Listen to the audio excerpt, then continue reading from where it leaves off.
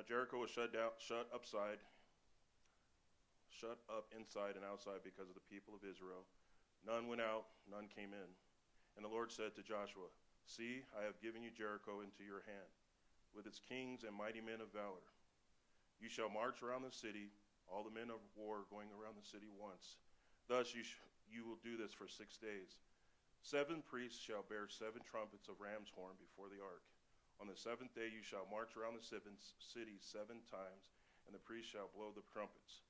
And when they make a long blast with the ram's horns, when you hear the sound of the trumpet, then all the people shall shout out with a great shout, and the wall of the city will fall down flat.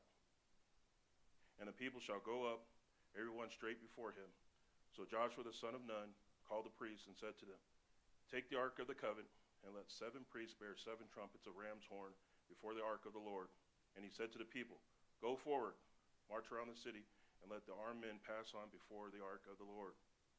And just as Joshua had commanded the people, the 7 priests bearing the 7 trumpets of the ram's horn before the Lord went forward, blowing the trumpets, with the ark of the covenant of the Lord following them. The armed men were walked before the priests who were blowing the trumpets, and the rear guard was walking after the ark, while the trumpets blew continually. But Joshua commanded the people, You shall not shout or make your voice heard, neither shall any word go out of your mouth, until the day I tell you, shout, then you shall shout. So he caused the ark of the Lord to circle the city, going around it once, and they came into the camp and spent the night in the camp. Then Joshua rose early in the morning, and the priests took up the ark of the Lord. The 7 priests bearing the 7 trumpets of the ram's horn before the ark of the Lord walked on, and they blew the trumpets continually. And the armed men were walking before them, and the rear guard was walking after the ark of the Lord, while the trumpets blew continually. And the 2nd day they marched around the city once and returned into the camp. So they did this for 6 days. On the 7th day they rose early at the dawn of the day, and marched around the city in the same manner 7 times. It was only on the day that they were marching around the city 7 times, and the 7th time when the priests had blown the trumpets, Joshua said to the people, Shout, for the Lord has given you the city, and the city and all that is within it be devoted to the Lord for destruction. Only Rahab, the prostitute, and all who were with her in her house shall live, because she hid the messengers who we sent. But you keep yourselves from the things devoted to destruction. Let when you have devoted them to you take any of the devoted things and make the camp of Israel a thing of destruction and bring trouble upon it. But all silver and gold and every vessel of bronze and iron are holy to the Lord. They shall go into the treasury of the Lord. So the people shouted, and the trumpets were blown. And as soon as the people heard the sound of the trumpets, the people shouted a great shout, and the wall fell down flat, so that the people went into the city, every man straight before him, and they captured the city. Then they devoted all in the city to destruction, both men and women, young and old, oxen, sheep, and donkeys, with the edge of the sword. Woo.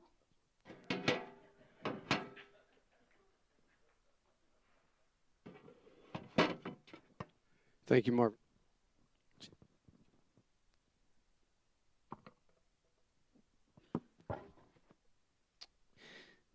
In 2014, Secretary of State John Kerry declared that the actions of the radical Muslim group ISIS, the actions that they took against Christians and Shiite Muslims in Syria, constituted genocide.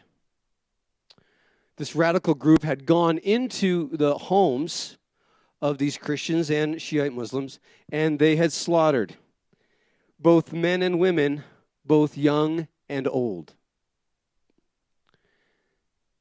Now, as we turn to Joshua chapter 6, we find an eerie similarity. A little context here. The people of Israel are coming into the land of Palestine, the land that had been promised to them by God since the time of Abraham. And they come in to the city of Jericho. And this, of course, is a very famous story. It's a kid's favorite, right? Joshua fought the battle of Jericho, Jericho, Jericho. Joshua fought the battle of Jericho, and the walls came tumbling down, right? I mean, all the kids know that song. But you know what? The song conveniently leaves out some things. And the children's Bibles that tell this story, they talk about the walls coming down, but they tend to leave out something that happens in the story. You probably noticed, Marvin definitely noticed as he read. What does it say? Chapter 6, verse 21. They came into the city, then they devoted all in the city to destruction, both men and women, young and old, sheep and donkeys with the edge of the sword. What are we to make of this passage? Today we are continuing in the series, which we've been in now for several months, series called The Story. And the central theme behind this whole series is that if you want to understand any passage in the Bible, you've got to set it within the context of the story that unfolds in the Bible. The Bible is a story. It is not primarily a book of timeless wisdom. It is not primarily an instruction manual for life, though it contains all of the instructions you would ever need, and it contains all of the wisdom you could ever need in life. But to get at those instructions and to get at that wisdom from any given passage, you must read that passage in light of this overarching story of creation, fall, redemption, and restoration. And failing to read any passage in light of this story will fail to yield what it is that we need to get from it. In fact, oftentimes you'll read passages, and if you fail to read it in light of the story, you will just be confused. And perhaps no passage is that more clear than in a passage like this. Failing to read this passage in light of the story will lead to unbiblical conclusions about what this means. And I want to highlight 3 ways in which failing to read this passage in light of the overarching story can lead to very unbiblical conclusions. First of all, it can lead to a very unbiblical theology. It can lead to a very unbiblical view of who our God is. If you read this passage on its own, you might very understandably come to the conclusion that God is an angry God. God is simply an angry, violent, perhaps even prejudicial God. But of course, if we set this passage within the story, we will discover that a very different conclusion must be drawn about who God is. Failing to read this passage in light of the story can lead to an unbiblical theology. It can lead to an unbiblical ecclesiology. Ecclesiology is how we understand the church. It comes from the Greek word ekklesia, which just means church. So ecclesiology is the study of what is the church all about? What is its mission and what is its purpose? And if you read this passage in isolation, you might come to some very unbiblical understanding of what the mission and the purpose is for the church. You might come to the conclusion that the purpose of the church is to judge those who are in sin. That's the conclusion you might come to, because as we'll see, that's kind of what's going on here. The mission of the church is to judge, bring down judgment on those who are in sin, and perhaps even use violence if that is necessary. But, of course, when you set this within the overarching story, you find something very different. One of the things that you discover is that the role of the people of God changes depending on where they live in the story. That it isn't always the same. Now, that actually needs a qualifier, because in one sense, the purpose of the people of God is always the same. We find this if we go back to the book of Genesis and we discover the original creation of the people of God, which is what we're talking about with the calling of Abraham. And what we discover is that the reason God called out a people, created a community of followers of him, was for one very specific purpose, which never changes, actually. And that is to be the means through which redemption comes into this world. He tells Abraham, I will protect you. I will protect you from those who seek to harm you. He says, but you are to be used to bless the nations. All nations will be blessed through you. That is the purpose of the church. Now, as the story unfolds, we play different roles in the role of redemption. But what we must say is simply this: whatever we think about what is going on here, in this passage in Joshua, in light of the coming of Christ, we must recognize that this kind of action has nothing to do with what it means to be followers of Jesus. Whatever we may say, and we're going to say a lot more about this, what we cannot see is this as a justification for violence. Because actually what we discover with Jesus is that Jesus comes and does the very opposite of what we see here. Here, we find the people of God judging and killing the nations. Jesus comes and he dies for the nations. Jesus, whose name was Yeshua, which is the same name as Joshua,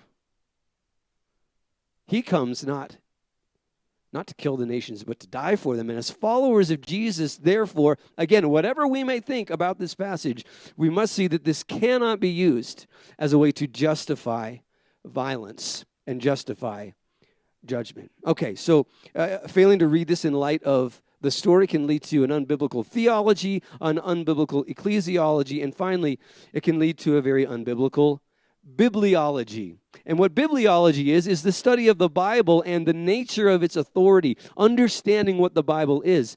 And if you fail to read this passage in light of the story as a story, you might come to the conclusion that the Bible is very contradictory.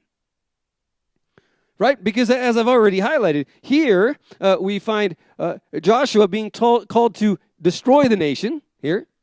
But then Jesus, Yeshua, comes to die for the nations. And that seems like a contradiction. But that's only a contradiction if you read the Bible as a book of timeless wisdom. Now you have this conflict here. But if you read it as a story, you realize that it's a little bit different. You must see it in a different light. In other words, one of the things that reading the Bible is that the Bible, as the authority, as God's authority in our life, the Bible does not just teach us what to think. It teaches us how to think. This is going to get a little bit deep here for a moment here. But the Bible does not simply teach us how to think about what is true. It teaches us how to think about what was, what is, and what will be true. In other words, it teaches us not to think philosophically, but to think narratively, to see things in light of the story. Okay, so with these 3 points in mind, we can now move forward and we can ask this basic question. Why does God command Joshua to wipe out these people in Jericho?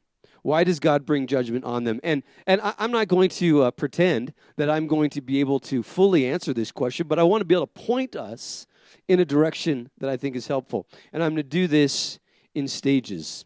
The first stage we need to see is simply this. God judges them for what they do, not for who they are. What I mean by that is he does not judge them for who they are culturally.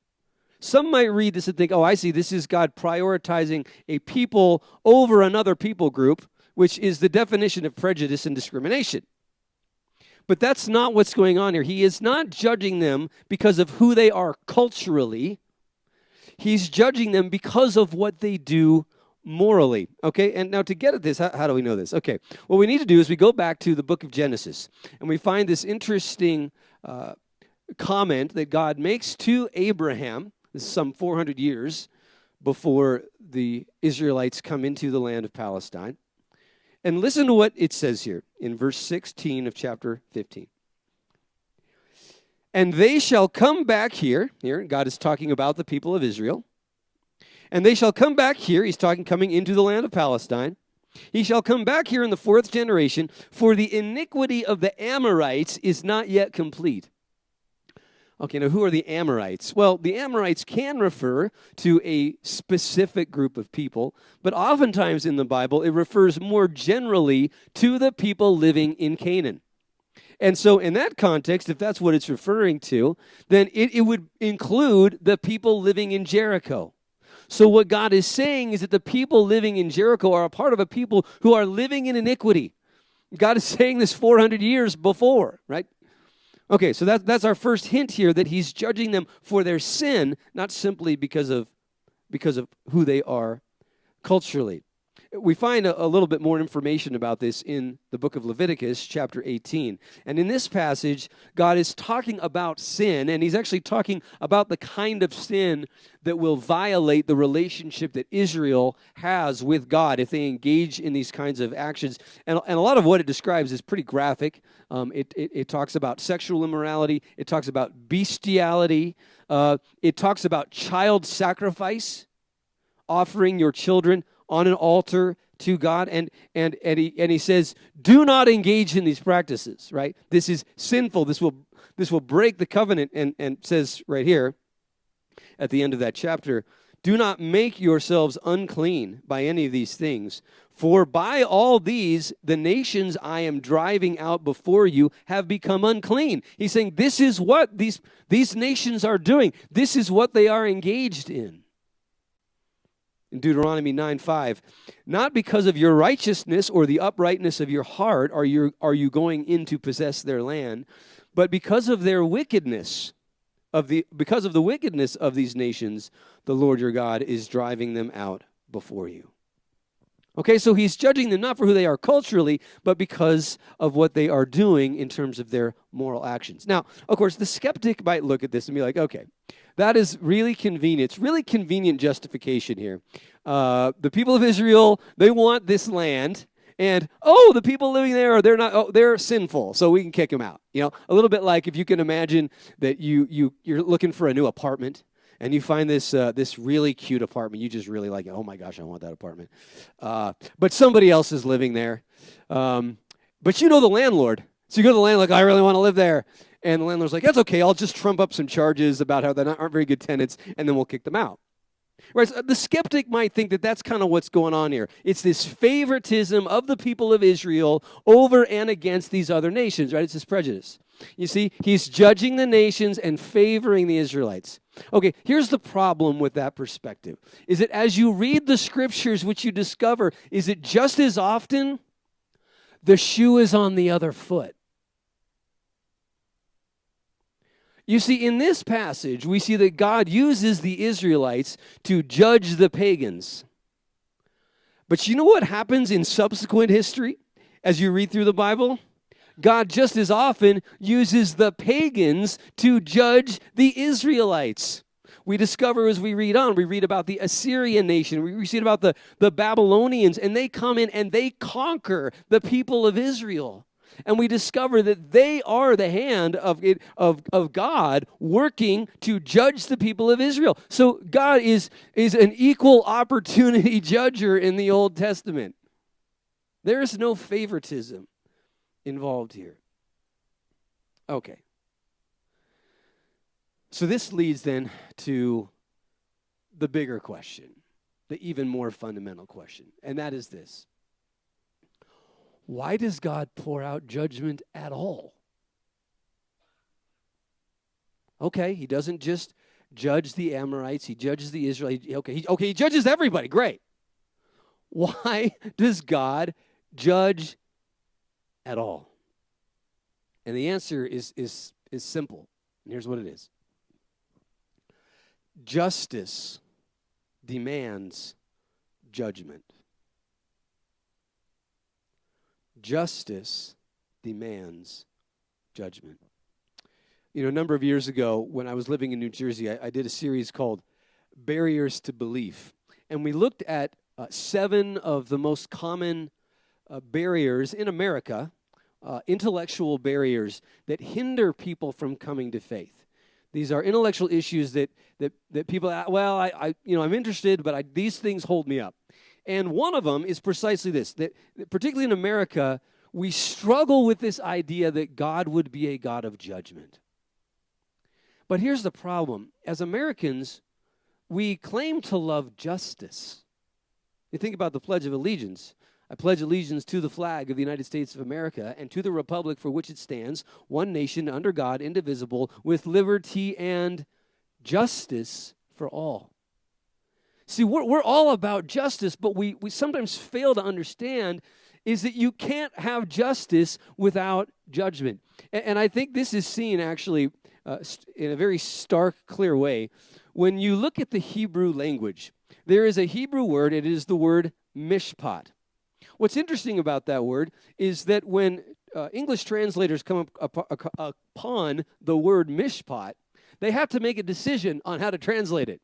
And sometimes they translate it as justice, and sometimes they translate it as judgment.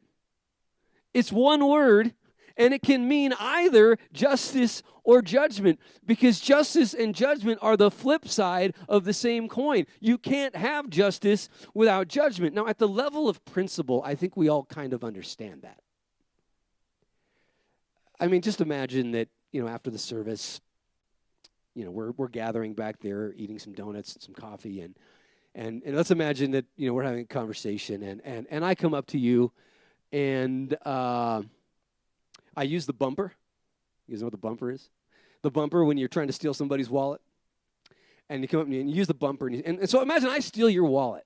And you got $500 in your wallet. Right back there, we're eating donuts. You're talking to the pastor. And I use the bumper. And I steal your wallet. And I'm hoping you'll just think that I accidentally bumped into you and won't notice I stole your wallet. The problem is I'm terrible. I'm a terrible thief. And it just doesn't work at all. And everybody knows that I just stole $500. And so you come to me and you're like, hey, give me my wallet back. You took $500. And if I said, no, I don't want to. Okay, we all intuitively know what needs to happen here. Judgment. Like justice would be that you get that money back. Okay, but if I'm not going to give it to you, then the only way for justice to be met is for me to be judged. You can't have justice without judgment. So why is it that we, Americans in particular, but not necessarily just Americans, but many of us are squeamish about this whole idea of judgment when it is necessary for justice? And actually, again, I want to highlight here is that actually not everybody is squeamish about judgment. Particularly outside of the Western world, many people struggle not with the judgment of God, but with the compassion of God. Some people struggle with the very opposite thing. The truth is that in other parts of the world, and even to some Americans, there are different barriers to belief. And for some, they have no problem with the judgment of God. What they have a problem with is the idea that God is a God of compassion. And actually, you find precisely that perspective in the book of Jonah. The book of Jonah, it's interesting. I think most Americans, when they think about the book of Jonah, like, hey, what's the book of Jonah about? They're like, oh, well, if you get in a tough spot, you find yourself in a hole, or, maybe you find yourself in a fish, then pray, and God will get you out of that hole. Oh, that's good. I mean, that's a good point that you can draw from the book of Jonah. If I find myself in a fish, I'll probably remember that story, and I'll probably remember that I should pray, so that's good. Others would be like, well, actually, no. If you look at the whole book of Jonah, what it's really about is how you can't run away from God. Right? God is sovereign, and Jonah tries to run away from God, but he can't get, no matter where he goes, God is there, so don't even bother trying to run away from God. Right?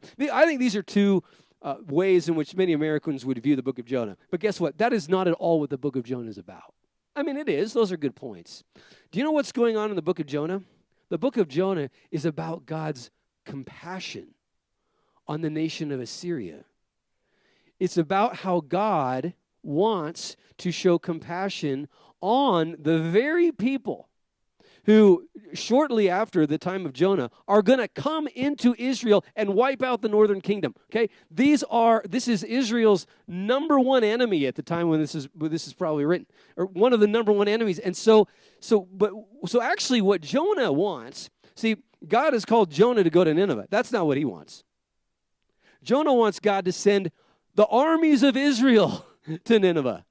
God wants to send the armies of Israel to Nineveh and have them march around Nineveh, and after 7 have the walls fall down. He wants God to go, Joshua 6 on the people in Nineveh. But Jonah knows that that's actually not entirely at the core of who God is. God is a God of compassion. And he knows that he actually wants to give the Assyrians a chance. And Jonah is mad, because he doesn't like this idea of a compassionate God. You see, there are many in our world that resonate more with that. In fact, here's what I would say, and this is a generalization, But I would suggest that if you are the kind of person that really struggles with God being a God of judgment, it may be because you yourself have not been a strong victim of injustice. But people who have really been a victim of injustice, they don't just understand God's judgment, they long for it. So I at least need to highlight the fact that not everybody struggles with the idea of God's judgment. But if you do, if you are squeamish about it, okay, let's unpack this a little bit more. If the idea of God judging people bothers you, let me just say this. That's not necessarily a bad thing. The idea that you're squeamish about God pouring out judgment on others, that's not necessarily a bad thing. In fact, I would say this. Squeamishness isn't bad. We should never be emotionally satisfied with the judgment of God. I remember having this conversation with my dad, and he made a good point about this. He said, there's a difference between finding an answer that is intellectually satisfying and being emotionally satisfied.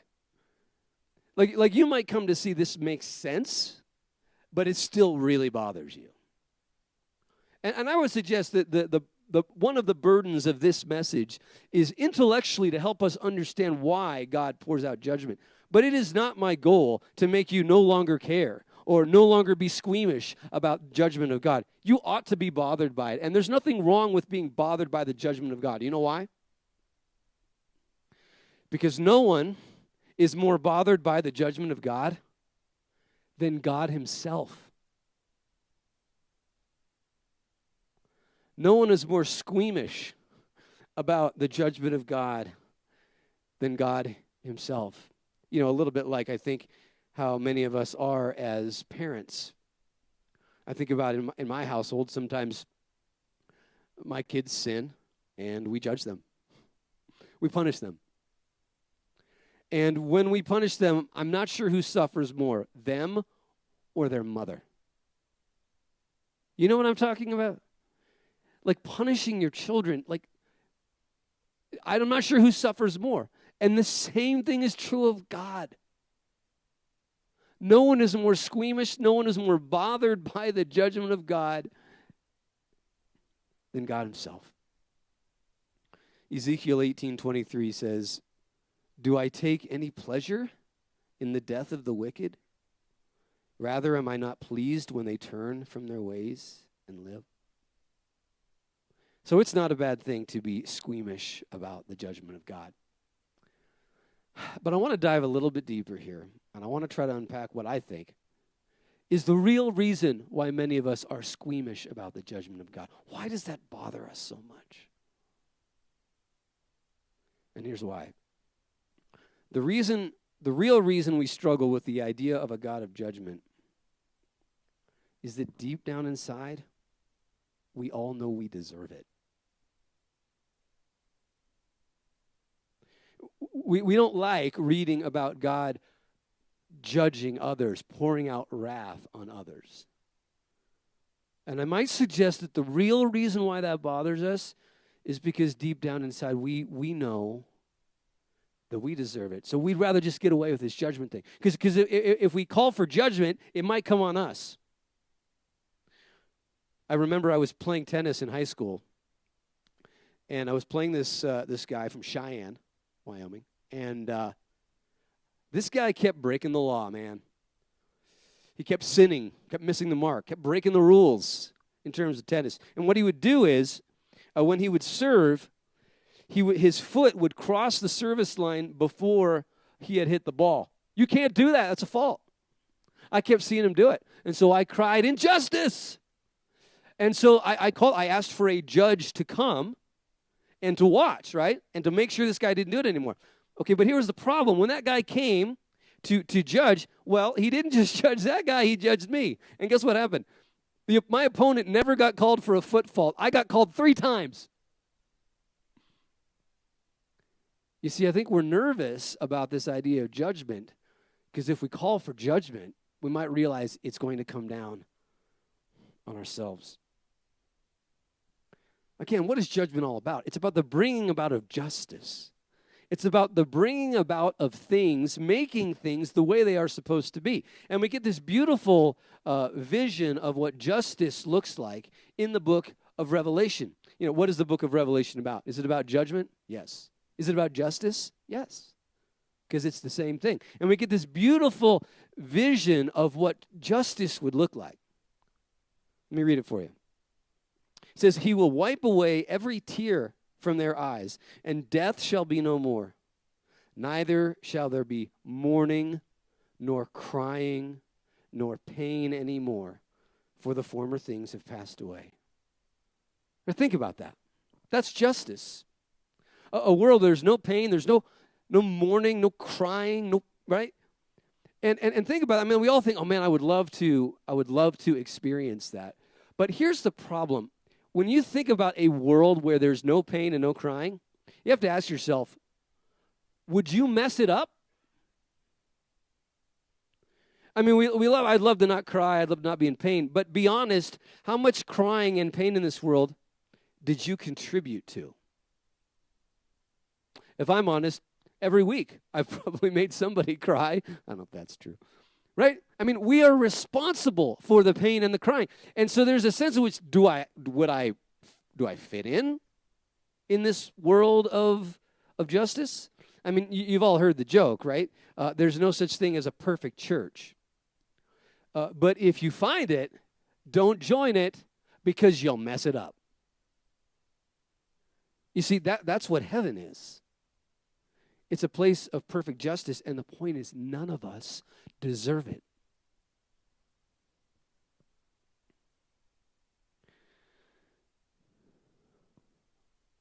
So I could just leave it there. And we could see that God is perfectly justified in the judgment that he pours out. But guess what? That isn't the whole story.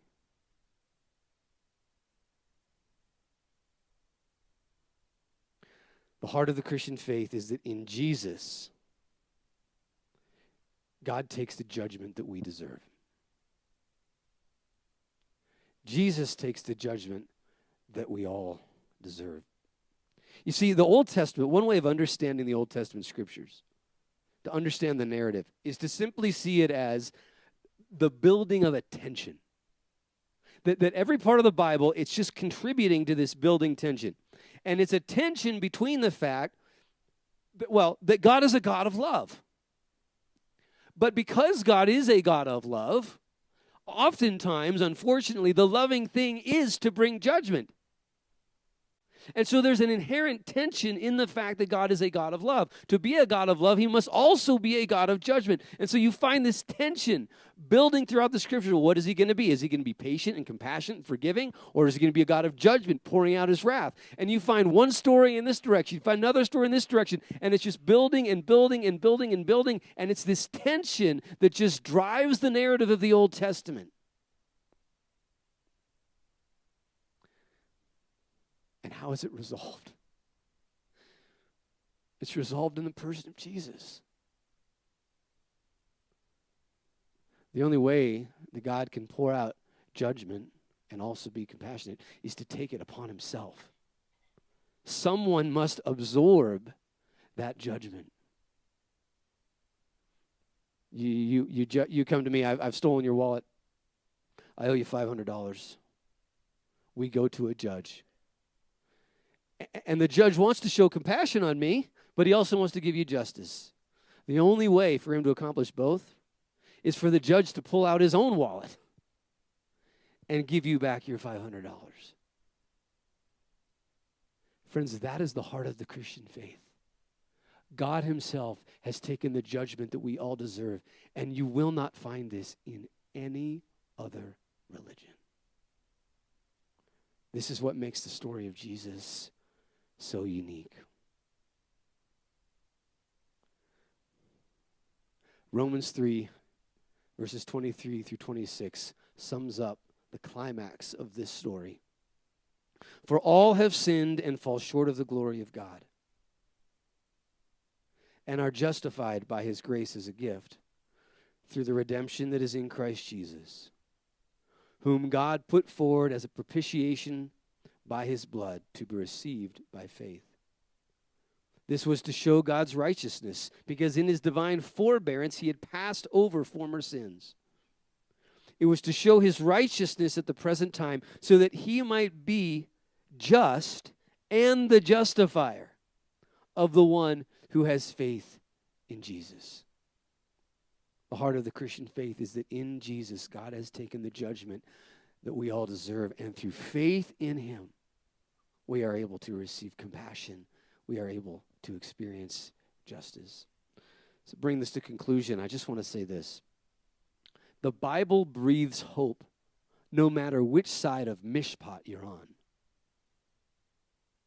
See, this is the point. When Mishpat comes, what is Mishpat going to be to you?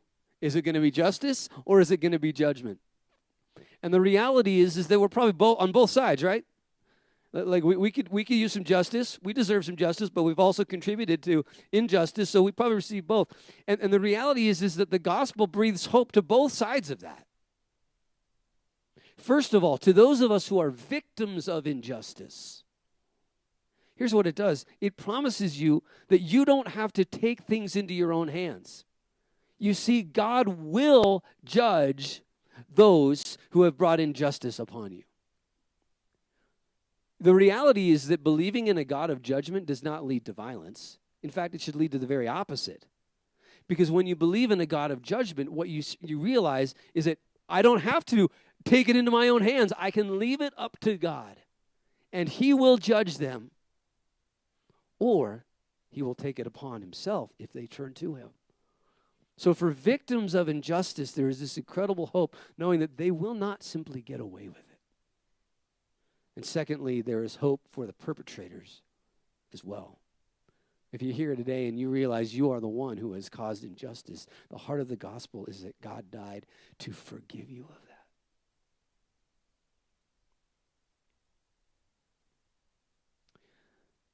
We now come to our time of communion.